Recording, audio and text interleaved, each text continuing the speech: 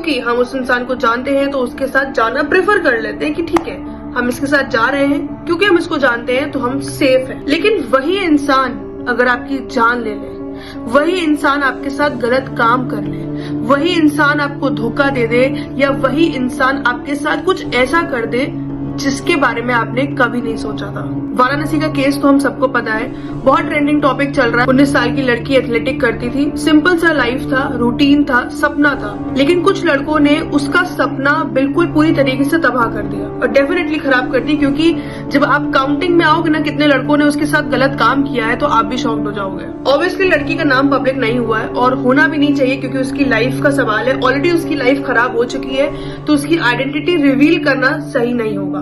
वो एक दिन एक लड़के से मिलती जिसका नाम राज विश्वकर्मा था। चूंकि वो उसको पहले से जानती थी तो उसके साथ एक कैफे में चली गई। कैफे में जाने के बाद उस लड़के ने लड़की को कुछ पिला दिया जिसमें ऑफ कोर्स कुछ नशीला पदार्थ था। वो इतनी अनकॉन्शियस थी कि उसको पता नहीं था उसके साथ क्या हो रहा है। तो राज उसको एक होटल में ले गया और उसके साथ जबरदस्ती करी। वहां पर फाइट बैक करने की उसने कोशिश करी लेकिन वो कर नहीं पा रही थी क्योंकि नशा इतना ज्यादा था उसके शरीर में कि वो चाह कर भी कुछ नहीं कर पा रही थी। उस लड़की के साथ टोटल 6 दिन तक ऐसा गलत काम हुआ।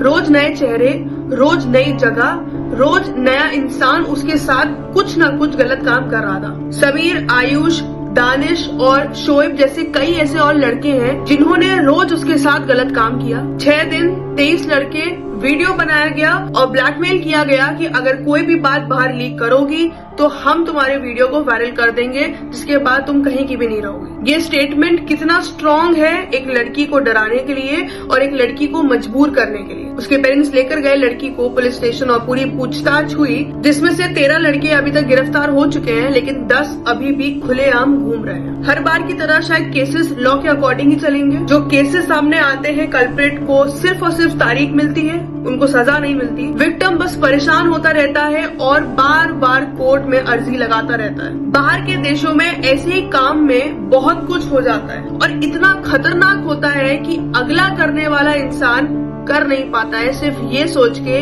कि इसका अंजाम उसके साथ क्या होगा। हमारे देश में लॉ सिर्फ चलता रहता है, सिर्फ चलता रहता है, जिसकी वजह से केसेस इतने पेंडिंग हो जाते हैं कि कल्प्रिट आराम से या तो जेल के बाहर होता है या तो जेल में भी अपनी जिंदगी अपने हिसाब से जी लेता है। ये केस भी ऐसे ही चलता रहेगा, ये केस भी ऐसे ही आगे बढ़ता रहेगा और हमारा लॉ सिस्टम कुछ नहीं करेगा। आपके क्या थॉट है ऐसे केस को लेकर और आपके क्या थॉट है कि क्या सुनवाई होनी चाहिए और किस तरीके से इन लोगों को पनिशमेंट मिलनी चाहिए, हमको कमेंट में बताएं।